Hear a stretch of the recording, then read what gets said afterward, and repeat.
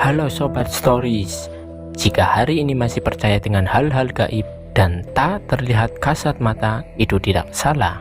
Namun jika Anda tidak percaya cerita, kisah, dongeng, folklore di suatu daerah, tentu juga tak mengapa. Saranjana, namanya begitu viral dan gemar diperbincangkan.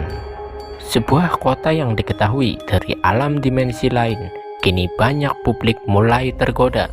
Ada yang percaya, ada juga yang tak percaya. Karena tak semua manusia punya kesempatan untuk melihat penampakan kota gaib yang super megah di Nusantara. Apakah itu semua hanya sebuah hayalan ilusi semata? Dan inilah dia faktanya. Saranjana.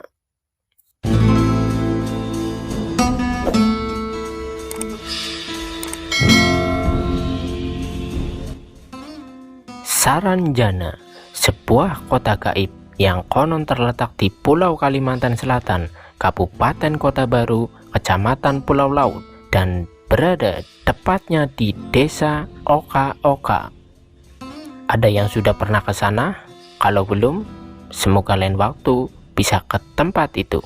Menurut pengakuan publik dari berbagai saksi mata yang pernah melihat kota Saranjana, ternyata kota tersebut dipenuhi dengan gedung-gedung tinggi serta teknologi kendaraan yang super canggih. Konon kisahnya di sana terdapat kehidupan serta kegiatan interaksi sosial seperti pada manusia umumnya. Diketahui dari sumber lainnya bahwa Gunung Saranjana merupakan jelmaan tokoh Samburajana dalam cerita tokoh Pulau Halimun. Pada cerita itu terdapat sosok raja yang terkenal yang cukup tersohor pada masanya, yaitu Raja Paku Rindang. Dan dikisahkan sang raja tersebut memiliki dua keturunan anak, yaitu Sambu Batung dan Sambu Ranjana.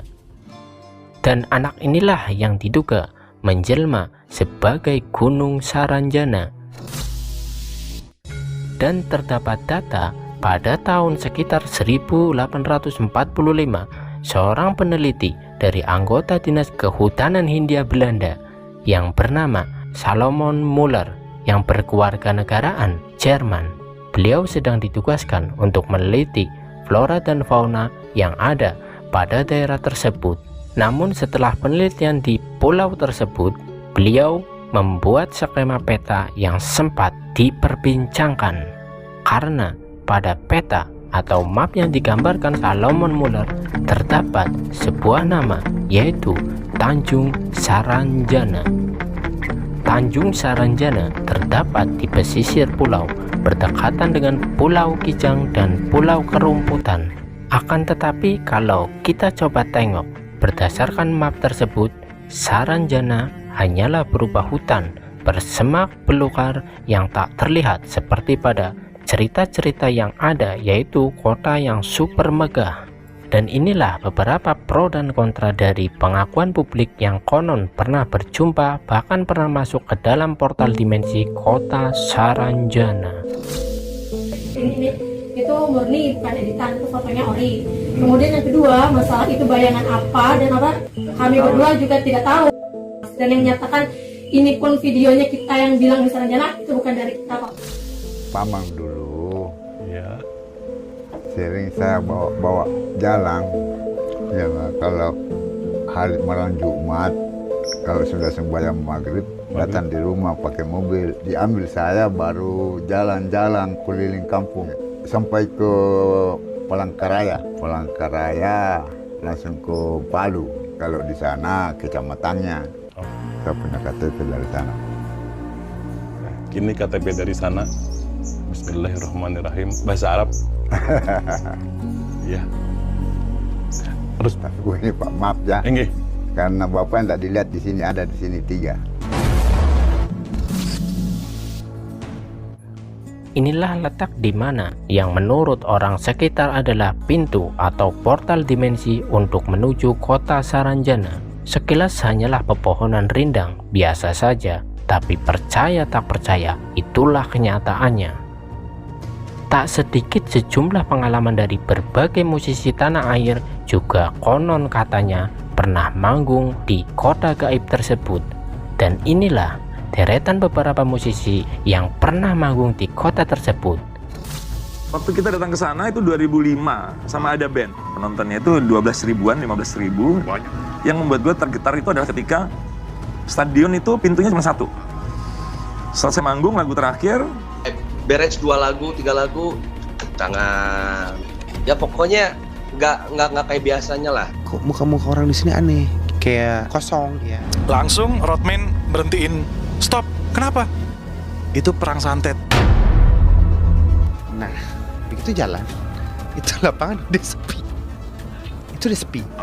ketika turun ke mobil, itu sudah sepi. Ada orang, tapi tidak seperti saat gue nyanyi tadi, yang mana itu 2 menit yang lalu.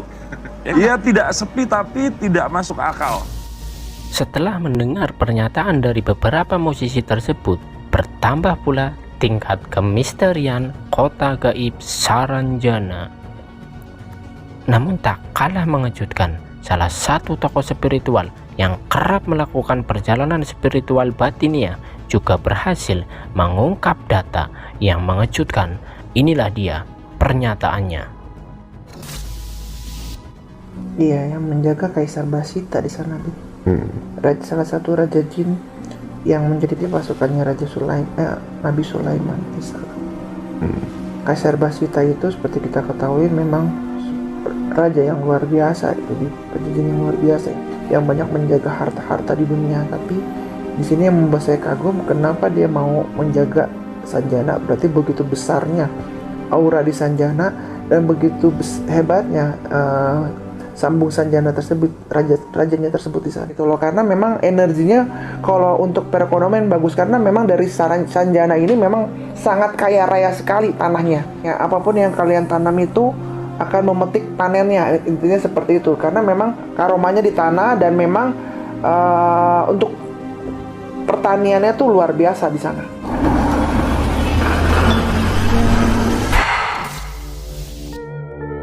Sungguh luar biasa Saranjana, dijaga langsung oleh Kaisar Jin yang sejak zaman Nabi Sulaiman.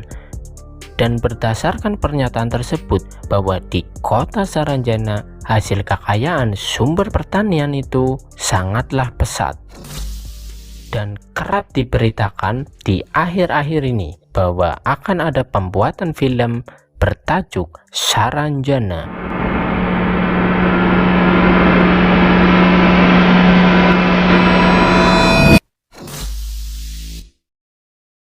Apakah sobat setuju dengan pembuatan film tersebut guna untuk dokumentasi atau ilustrasi di sebuah dimensi kehidupan di kota gaib, dan kota gaib tersebut tentunya Saranjana yang ada di negeri kita?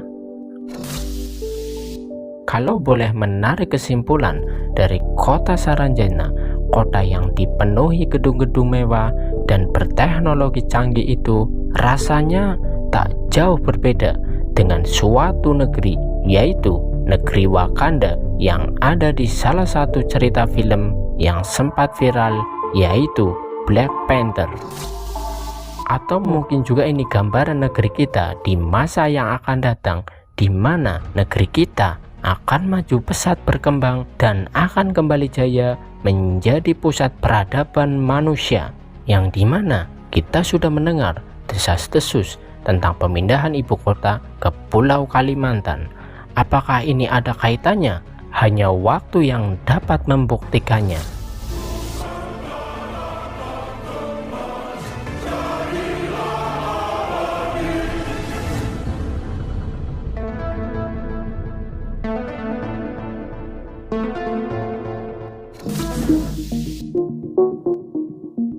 Ingat Quran surat 27 ayat 65. Tidaklah ada sesuatu pun di langit dan di bumi yang benar-benar mengetahui tentang perkara hal gaib kecuali Allah Tuhan kita. Sampai jumpa di lain waktu. Salam sejahtera. See you.